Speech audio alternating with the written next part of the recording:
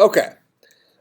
So just to kind of finish up some of the stuff we were talking about last time, and hopefully we can kind of dive into the new tool that we're introducing today, so I can give you a hard assignment over the weekend.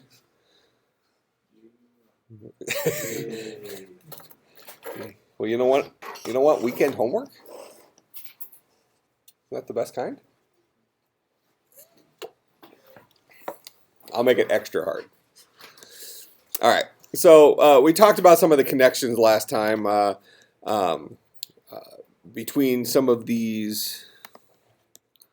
We talked about Ruby on Rails, how Ruby is really a programming language and Rails is a web server. We talked about kind of where those things come from, how in the early days you would have you'd write your code in PHP, which would talk to the Apache web server, and then your web browser would talk back and forth with that. But your language was PHP, Apache was the web server, and this was really a development environment you had to get set up. It wasn't something that was just immediately available to you. Not that it was difficult, like I think I mentioned last time. You can go to GoDaddy.com or something, and for $8 buy a domain name, and I think it's like $3 a month or something. You might even get free hosting if you want them to show ads on your page. You could have your own Apache PHP type setup, and it takes 10 minutes to have it set up. Not the end of the world. But the point is this isn't something you can do locally on your machine.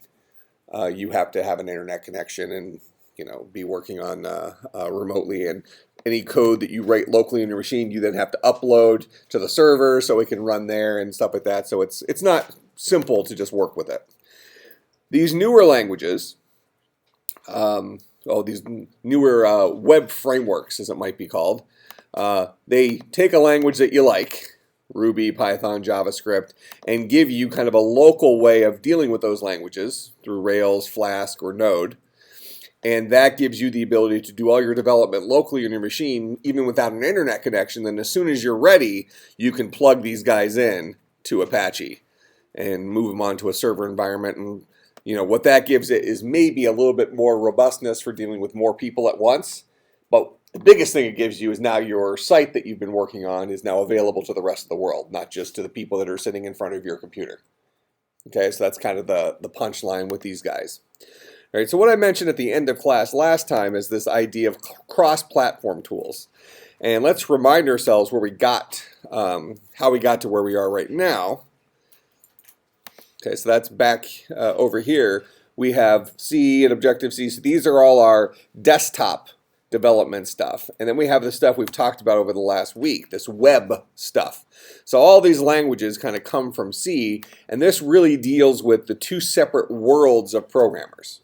Okay, so if we were to kind of draw that out here,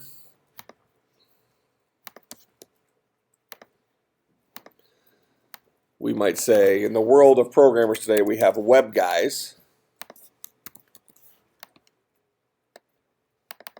and we have desktop guys. All right, and then we have let's do this. Mobile guys. So these are people, let's say, writing iOS or Android or BlackBerry type applications. I just throw BlackBerry in there for political correctness. Okay. They're writing Android. Oh, I could also throw Windows OS in there for political correctness. They're writing Android or iOS apps. All the other guys are meaningless until we talk about this guy here, the cross-platform thing. Okay, so the pathway traditionally for our mobile developers, these guys came from our desktop developers. All right, so the guys who are already writing apps for PC or for Mac went over, and now they started writing apps for, here, let's just,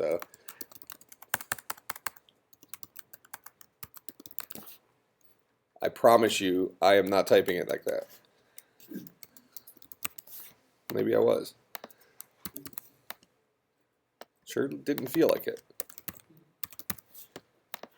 Okay, so these guys became our iPhone and Android developers. Now, to put you into the world of where these things live, we're going to say that our desktop developers, the the word on the street is these guys are our real programmers. All right, let's say that those are our real programmers. And we're going to say that these web developer guys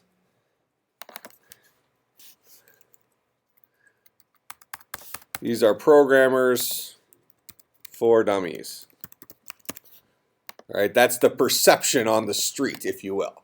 Okay, the desktop programmers over here, they don't think these guys are real programmers, and that's why they have weaker languages. They have the loosely typed interpreted languages that aren't as powerful as the strongly typed compiled languages that we use over here, because these guys are idiots and they need kind of a dumbed down programming experience so that they can get by.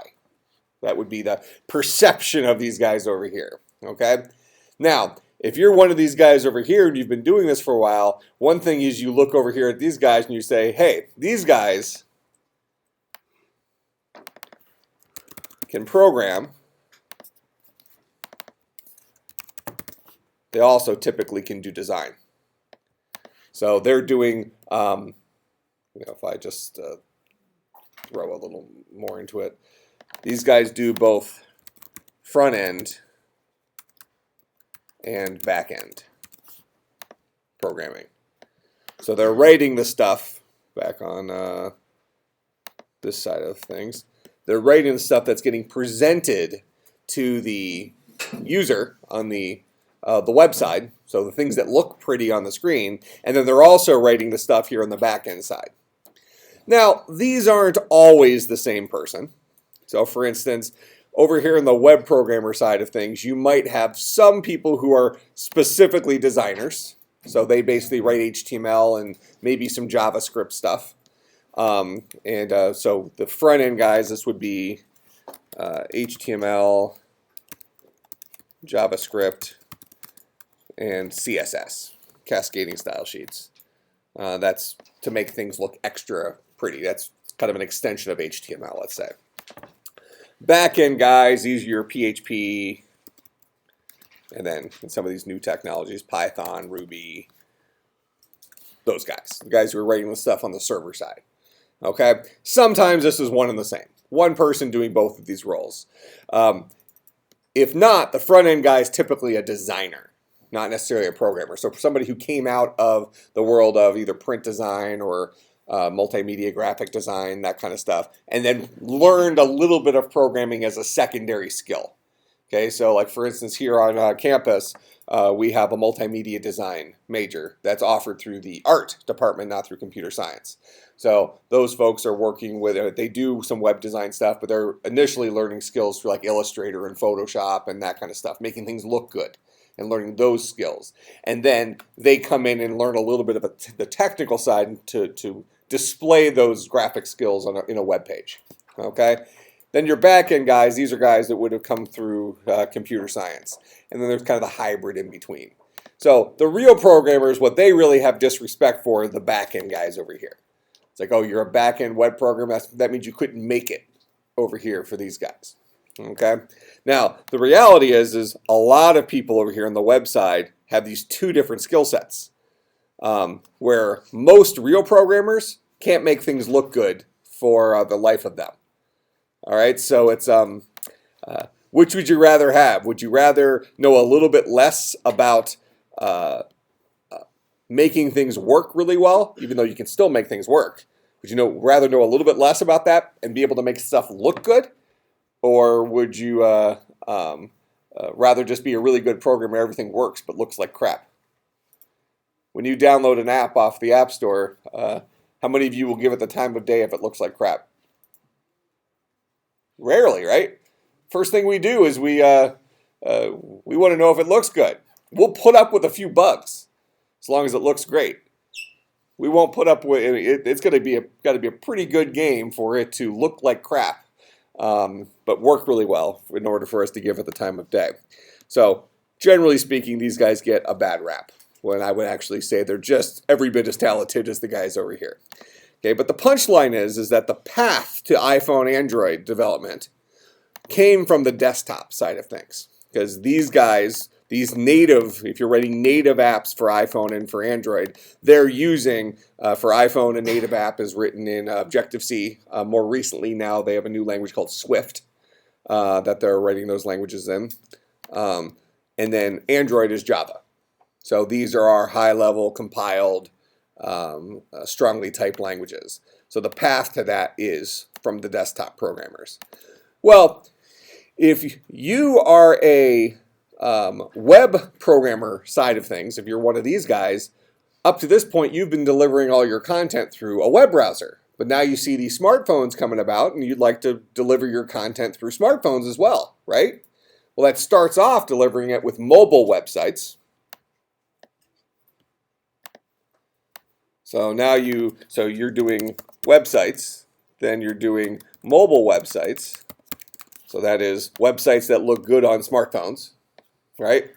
And then you want to start getting into mobile apps. So these would be more native apps. The problem is you don't necessarily have a background in the languages that these guys are using over here. And it's not just the languages, it's also the programming paradigm of writing stuff for desktops. Okay, using things like views and view controllers to make your interface look good. These guys over here make interfaces look good using HTML. So they're building out of a different building material. One's not necessarily better or worse than the other, they're just different building materials. Okay, these guys build houses out of one material, these guys build houses out of another material. Okay, so the thing is that the material that you build these houses out of for iPhone and Android is based off of the material you built apps out of for desktop. Not based on the materials that these guys were building websites out of.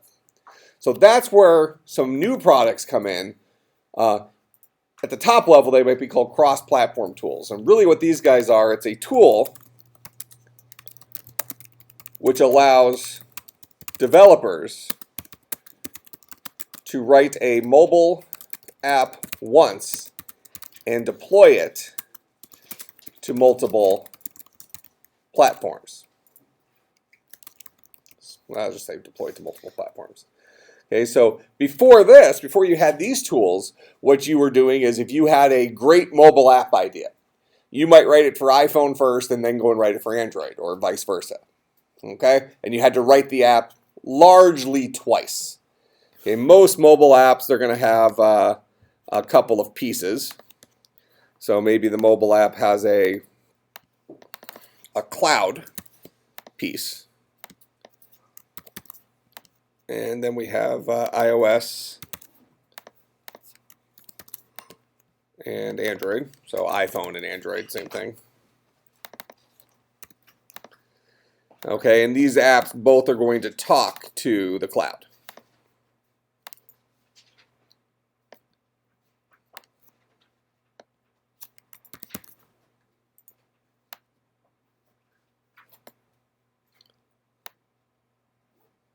Okay, now have we heard of the cloud? Okay, what is the cloud? This falls into that category of names that we give things that don't mean that are very simple. We've actually already talked about the cloud in here this week, unbeknownst to us. What would you say is the definition of the cloud? A server not in your house. I love that example. Server not in your house. So, kind of like these web servers, these guys that aren't in your house. Okay, so a couple minutes ago we were talking about these dudes who were doing back-end design. Well, before this, back-end stuff only existed for web designers. Remember the dummies?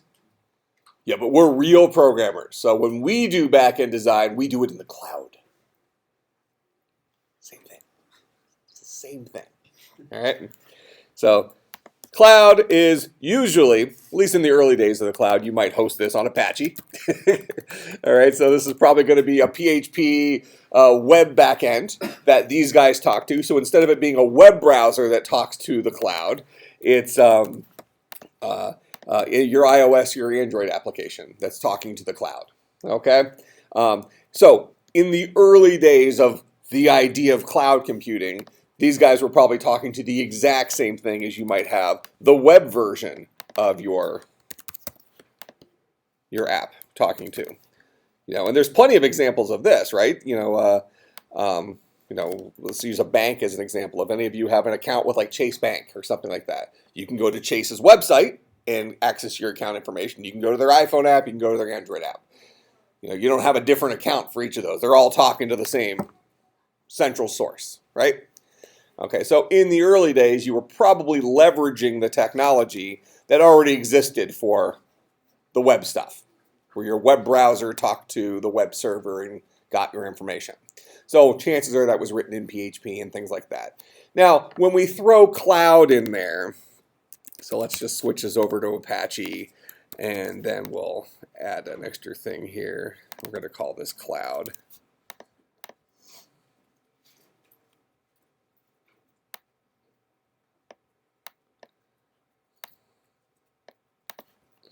Okay, maybe we make this look a little smarter. How? Well, now it's two separate things. So this looks like it's smarter. We've added like a supercharger to the engine, right? Okay, what's the reality? The reality is that web servers already knew how to talk to web browsers. But these guys aren't web browsers. So we really needed to have an extra program that ran up here that allowed for that translation between these guys making non-HTTP requests. They don't necessarily make requests like web browsers do. They can, but that's not the default. These guys would rather make requests similar to how they work locally when they're just working, when you're writing those applications. That is, the people who are writing these apps maybe aren't web programmers. So they don't know the web lingo for doing those things. So they're used to interacting with objects in a different way. So now we need to put this little cloud piece to make these guys happy. Why? Even though they're not dummies, they couldn't figure out how to do it. Okay, so really these guys might be the dummies. They couldn't adapt. All right, so we put the cloud piece on there, and that kind of allows iOS and Android applications to talk directly to the server without having to work through a whole bunch of HTML and stuff like that. This kind of introduced some newer languages that you've probably heard of. XML. How many of you heard of XML? Okay, what's XML?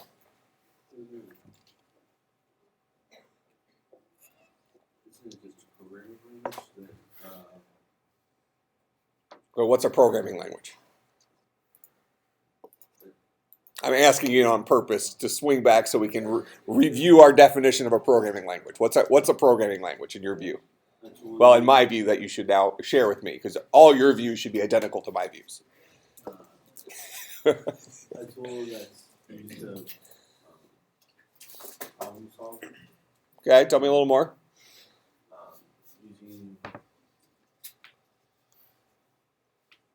Using languages such as Java or XML.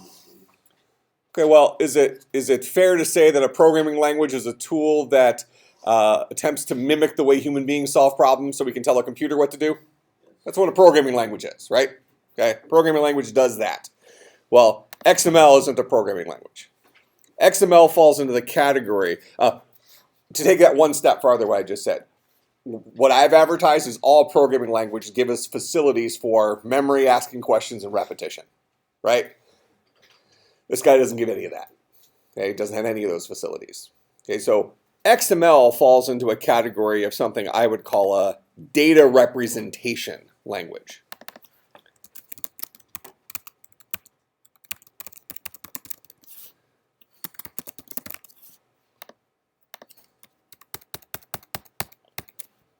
It's a data representation language.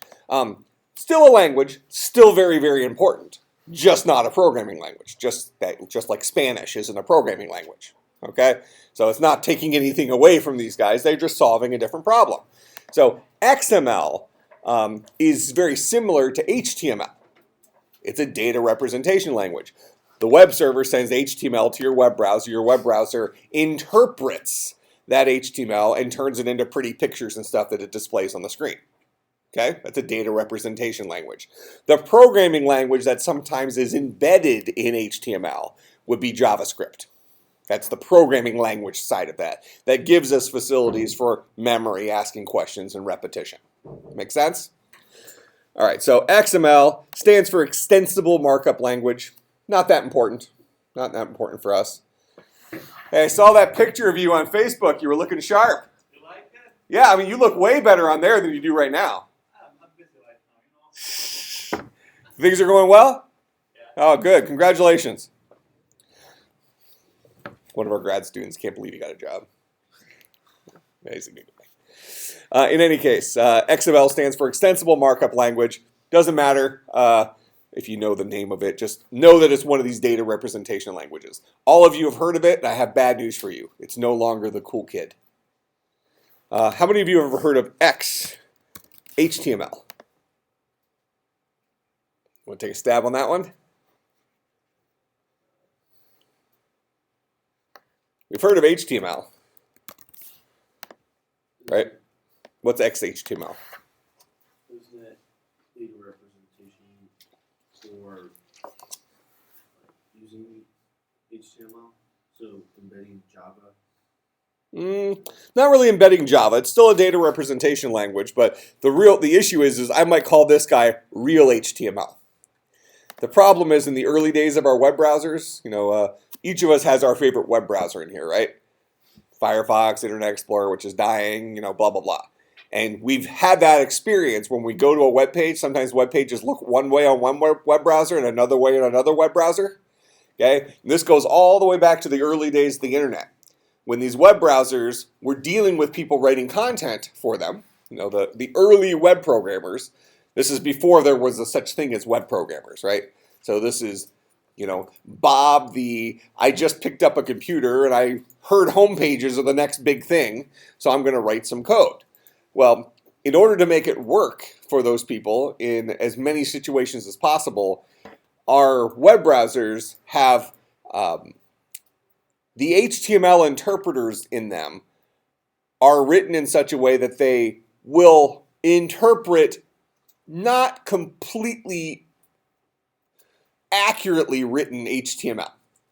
Okay, so if you write kind of crappy HTML that's missing some closing tags and stuff like that, chances are, as long as you haven't done too bad of a job with it, chances are the web browser will display it somehow.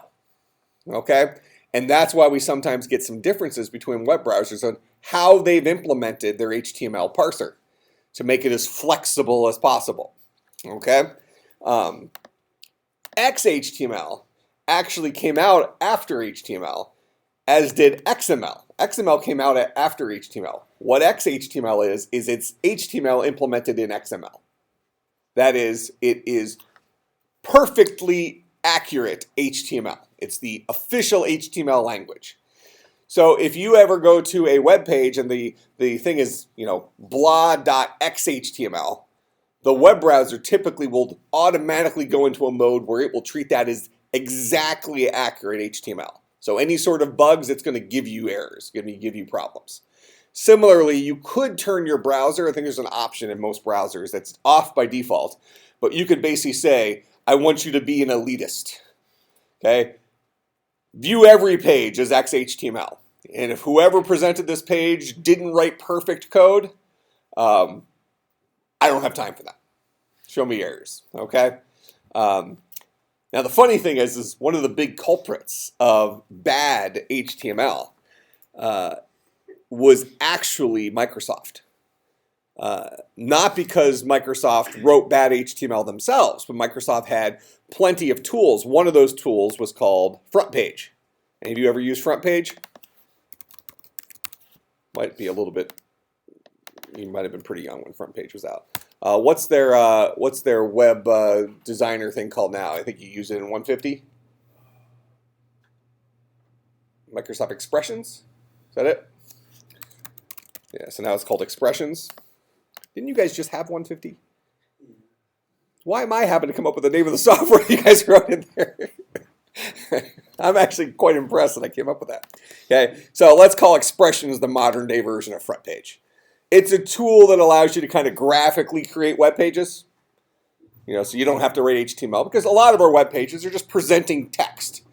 And you can drop an image in there and stuff like that. So as long as you're not trying to write the next Amazon, that's a very complex web page. You're not designing Amazon in Expressions. Okay, but if you're trying to make like a web version of a paper you wrote or something like that, so people can view it online, Expressions is a good tool for that. Now, I actually can't honestly tell you if Expressions is substantially better at what it outputs than FrontPage, but I suspect it probably is. But in any case, FrontPage wrote some pretty crappy HTML code because it was outputting so that it would look decent on Internet Explorer. Microsoft writing for Microsoft makes sense. No harm, no foul. But you had a lot of those early web pages written by people who were not programmers. They weren't going to work with the complex looking language. They weren't going to write HTML by hand. Instead, they were going to use a tool, make it look the way they want, hit a button, and it was going to export it to HTML for them. All right, kind of our more professional version of this would be a tool called Dreamweaver. Any of you ever used Dreamweaver in here? Okay, 1.5 of you said you may have seen it. This is from Adobe. So for those of you who have spent the hundreds and hundreds of dollars for the Adobe suite with like Photoshop or Illustrator, or more likely those of you who have downloaded off the internet and found the crack, it came with Dreamweaver. None of you have done that, right? None of you have an illegal version of Adobe Creative Suite? For the recording, we actually had a hand get raised. I will protect his. So, actually, I think they have a really good deal for students now. I think students can get Adobe Creator like super cheap. They just can't use it for commercial stuff. I think the second you start trying to use it for commercial stuff, it becomes, you have to pay full price for it. I actually wonder, though, why they don't make it free, because there's actually a precedent for it. How many of you have heard of Oracle? Okay, most of us have heard of Oracle. How many of you know what Oracle does? Like, no, none of us, right? We just know of Oracle. Famous company. The owner is a rich guy with a yacht, right? Okay, he's actually kind of a crazy guy, Larry Ellison. Good friends with Steve Jobs. But in any case, big company, Oracle, famous for something. Okay, right? Okay, probably something very expensive. Oracle makes databases. They have a database management system. So very much in technology. They also bought Sun Microsystems, so they technically own Java as well. So every Android app you ever use is using Oracle software to write it. But their product is the Oracle database. Okay, and how many of you have heard of MySQL for databases before? When you take the database class here, you'll be using MySQL. Most web developers, if you're writing a web application that has to store something in the cloud somewhere, you'll probably be using MySQL. A, because it's free. B, because it's kind of the standard for free ones. And C, because it's pretty much good enough for everything if you're not Amazon or eBay or a major company that's dealing with millions of stored pieces of information and millions of transactions per second. Okay, so if you're eBay or you're Amazon, where you have to have something behind the scenes that's able to handle 5,000 requests per second, might want to go above something that was a free solution. Just saying. Okay, so that's where Oracle comes in. Now, Oracle, the product, I don't know their exact price for what they could charge, but let's just call it very expensive. Okay, none of you are going to go out and buy Oracle, buy that as a software product. It's thousands and thousands and thousands of dollars. Okay, but it's free for education. So every one of you can go in with your .edu email address. You can download the full-fledged, cost thousands and thousands of dollars software for free. And in classrooms, a lot of classes use Oracle as their teaching tool. Why does Oracle do that? Because when you guys graduate and you go out and get jobs at places that's looking to upgrade their database system, and they come to you, the tech guy, and say, hey, what do you recommend? It's like, well, I've done a lot of work with Oracle. Why don't you go give them your money? Okay, so so now you know Oracle. So that's their. So it's really a precedent for that type of thing, and I wonder why Adobe doesn't do the same thing. Maybe it's because there isn't tons of competition in graphic design stuff. Like if you're doing 2D graphic design, what do you use? You use Photoshop or Microsoft Paint. Those are your options for that kind of stuff. So, but in any case, there is a precedent for it. All right, so we have XML, we have HTML, we have XHTML, which is the kind of the non-screwed up version of HTML, and a lot of it's from these products that came out. Dreamweaver's from Adobe. I would say Dreamweaver's producing pretty accurate, pretty professional HTML. Okay, this is what's used. If you are a professional web programmer, web designer, you're probably using Dreamweaver. Especially when you consider, if you consider that these guys are both programmers and designers. So the creative suite that they have from Apache or from Adobe, I'm sorry, is Photoshop, Illustrator, and Dreamweaver. Those are their go-to kind of tools for making their graphics and their code for those things. They also come with Flash Builder and all that stuff. Okay, so XHTML would be our fixed version of HTML, but XML is the old kid. He's no longer popular. The new guy is something called JSON. How many of you have heard of JSON? That's funny. Most of us have heard of XML, but we haven't heard of JSON. Interesting. So just as an example, to show you these two things, if we're looking at XML versus JSON, let's do this guy here. So we're going to say, and then let's just say we're dealing with like a person. We want to store information related to a person. So we're going to say we have a person. So we're going to write the HTML version of this guy. And just for the sake of keeping me sane. And we're going to say that a person, oh, I clicked the wrong thing. I want it to be, oh.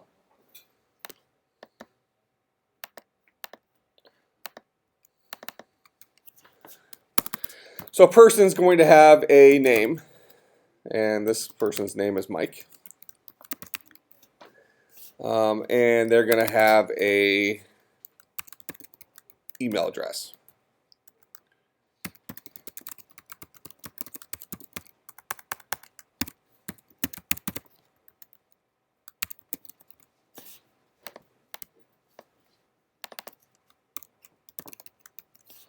All right, so that might be the XML representation of that person. All right, the equivalent representation in JSON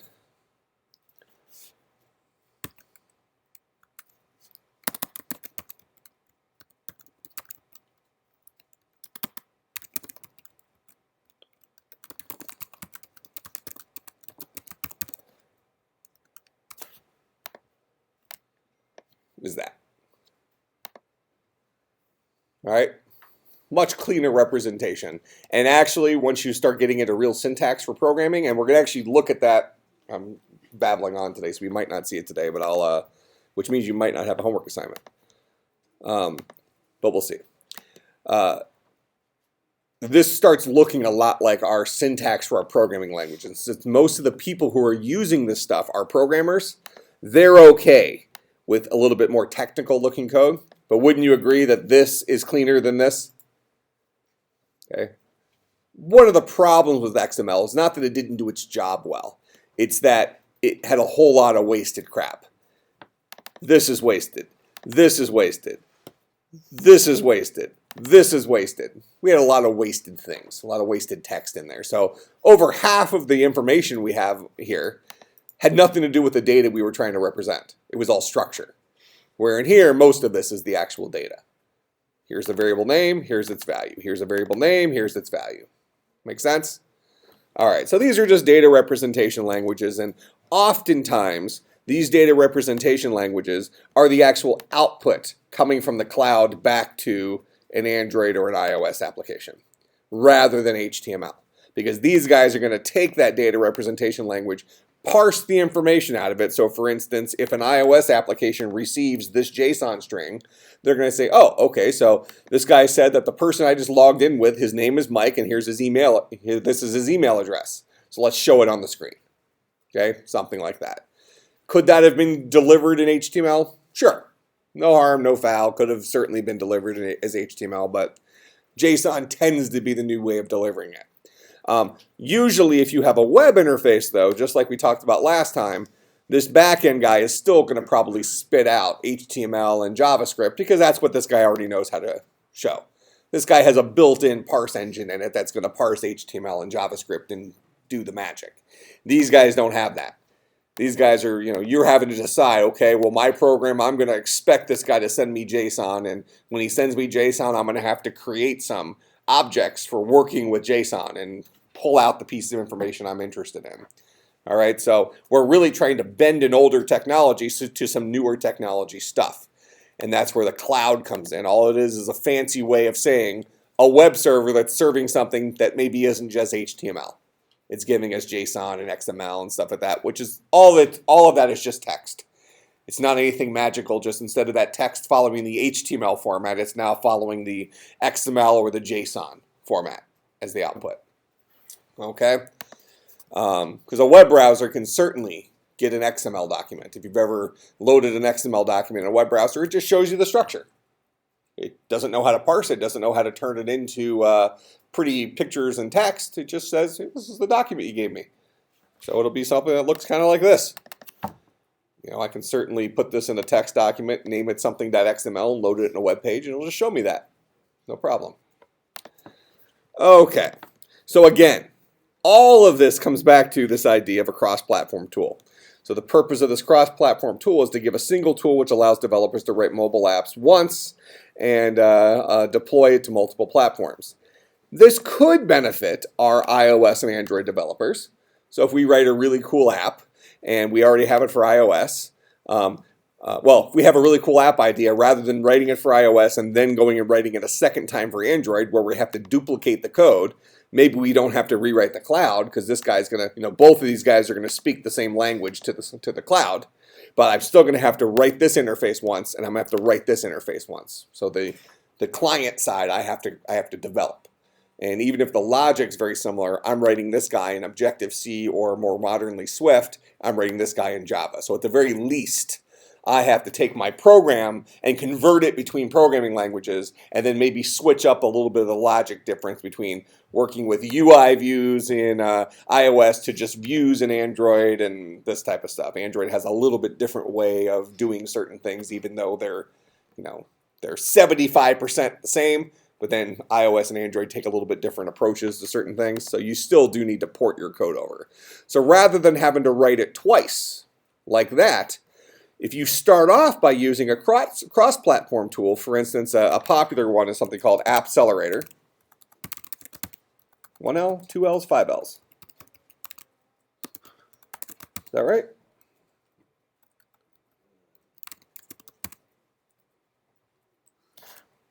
I think that's right. Nailed it. Nope. We're going to assume that's right. Another one is something called PhoneGap. PhoneGap's another popular one. In any case, you can go look both of these up online. These are cross-platform tools, and the idea is that you write your code once using the AppCelerator tool or using the PhoneGap tool. Okay, you write your code once, and then it deploys to all these different platforms: iOS, Android, Microsoft, BlackBerry. So you only have to write the app once, but you have to follow their rules. You're not writing a native Android or iOS application. You're instead writing it using the AppCelerator way or the PhoneGap way. And these guys have a little bit different approaches. AppCelerator actually ultimately spits out native code for iOS, Android, those things, but you write it in their little magical language, let's say, and then it spits out an iPhone app, an Android app, a BlackBerry app, like that. PhoneGap, instead, this guy does everything with HTML5. So you're actually using their magical language, and then it's producing a single product called HTML5, a single product written in HTML5 that then plays inside of the PhoneGap thing for iOS, the PhoneGap thing for Android, the PhoneGap thing for BlackBerry, so on and so forth. Okay, so a little bit different approach to the same thing, but bottom line is, from a developer's perspective, you get to write your app one time, and now it just runs on multiple platforms. Okay, who is this playing towards? Well, fine, maybe it helps those native app developers. So if you have a great app idea and you want it for both iOS and Android, maybe it's worthwhile going and learning how to use one of these tools so that you only have to write your app one time and it'll work on both of them. Great. From a native software developer's perspective, though, this comes with a cost. So you might think this is a great idea. You know, that these are perfect solutions. Why wouldn't everybody use these? Well, one of the weaknesses of these is they have to play to the lowest common denominator of the technologies. So, for instance, AppCelerator, which is producing native code, you could only do stuff that's available on all the platforms. So if iOS comes out with some new interface feature, so let's just say that right now iOS 7 and iOS 8, well, let's say iOS 8 probably has the cooler bells and whistles in its interface than the current release of Android. In 3 weeks, Android will have their next dessert flavor, and it'll probably have a couple of things that are cool and have one-upped each other. And that's what keeps happening, right? You know, they just announced was the Galaxy S6. And it looks just like an iPhone, apparently. But prior to that, when iOS 7 came out, they said it looks just like Android. So they just keep looking at each other's crap, and whichever one they think is better, they copy each other, right? Goes both ways. So whatever, but if iOS supports one thing and Android doesn't, then they have to drop down to the common level where they both support something. And that's what you have to design your app in terms of. And that gets back to our idea of how do we solve problems. We solve problems in terms of the tools we have available to us. So if you're writing something with PhoneGap or with AppCelerator, you can't, well, specifically AppCelerator for this example, you can't use anything that's available on iOS or anything that's available on Android. You can only use the things that are available on both of them and have some sort of common denominator. So you are limited on the widgets that go into your apps, which might be a reasonable trade-off since you only have to write the app once, right? Okay, as opposed to now I have to go in and I'm going to write my iOS app, and that interface is going to look one way, and my Android app, which maybe uses, accomplishes something very similar but in a little bit different way. Historically, what have we seen? If you've looked at the same app on iOS and Android, typically that app looks a little more polished on iOS than it does on Android, and part of it's because, as I think I've said it in here before, really Android's solving the harder problem. Your apps can look a little bit more polished in iOS because you have a lot, as a developer, you have more control over how you're using the screen real estate and how things work on there, because Apple controls both the software and the hardware. You're writing software for their own devices, so they know the exact screen size. So you just drag stuff in. I want my button here. Okay, that's where it's going to be on an iPad, right here. Okay, where on Android you're using software made by Google that's being deployed on hardware made by 50 different companies that have different screen sizes and different screen densities and all sorts of stuff, different hardware on them. So the tools for making Android interfaces are, let's say, less polished because they're having to be a little bit more generalistic for allowing your interfaces to kind of resize for different device sizes, things like that. Okay, so it's not that one's better or worse than the other. It's just that Android is solving the more difficult problem because you're having to write apps for multiple devices, and you maybe have a little bit less control over certain things.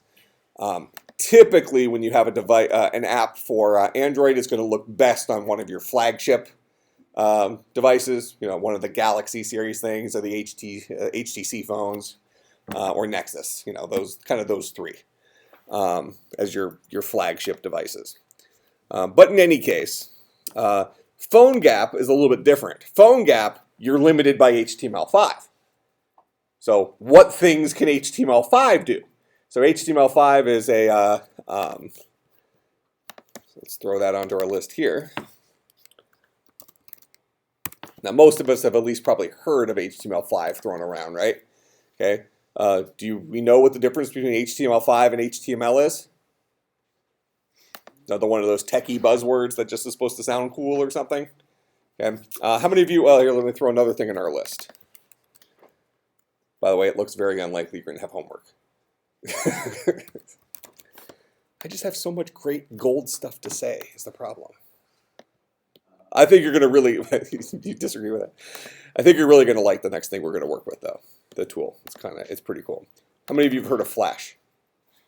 Okay, what's Flash?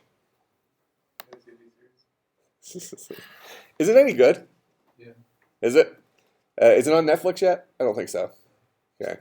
Like animations and you can make it in. Oh, you're not talking about the TV show anymore. No. You're actually answering my question. Yeah. Say, look, could you just shut up? We're talking about TV. Animations and what else? And you can kind of make games using it. It's kind of basic.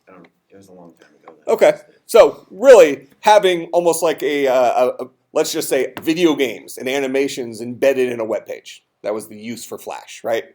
So if you went and played, how many of you have played like those poker games and stuff on Yahoo Games, those things? Most of those are written in Flash. Maybe not so much anymore, but up until within the last year, they were probably certainly written in Flash. So you go to a page and it says you need the latest version of Flash Player to install this, blah, blah, blah, right? So in any case, what time do we get out? Oh my gosh, I have a whole story I have to tell.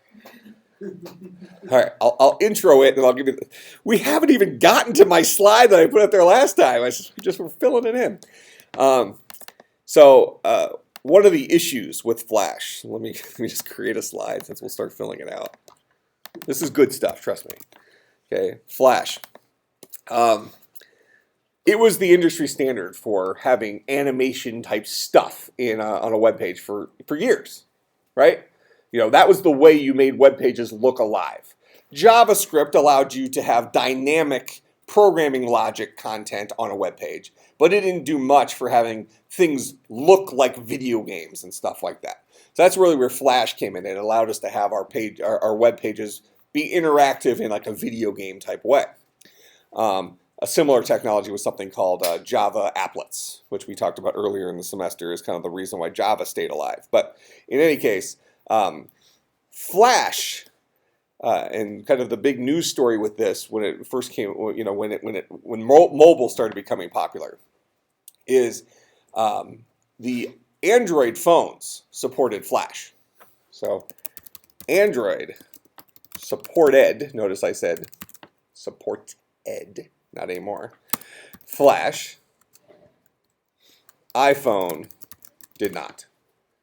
Okay, and everybody used to rip on Apple like, oh, why didn't they support Flash? And you know, all these pages are Flash and stuff like that. How many of you had an Android phone back when Flash was supported on it? None of you? Well, you work in a cell phone store, so you dealt with a lot of people who had Android. Okay, it was crap, right? We had to download web browsers. Yeah. Special web browsers. Bottom line is, fine, your phone supported Flash. It's completely unusable. And by the way, because it's not that Flash was garbage. Flash was built, is an older technology. It was built for machines tethered to a wall. So if you were running a Flash page on a Android device, your already crappy battery life just turned into nothing.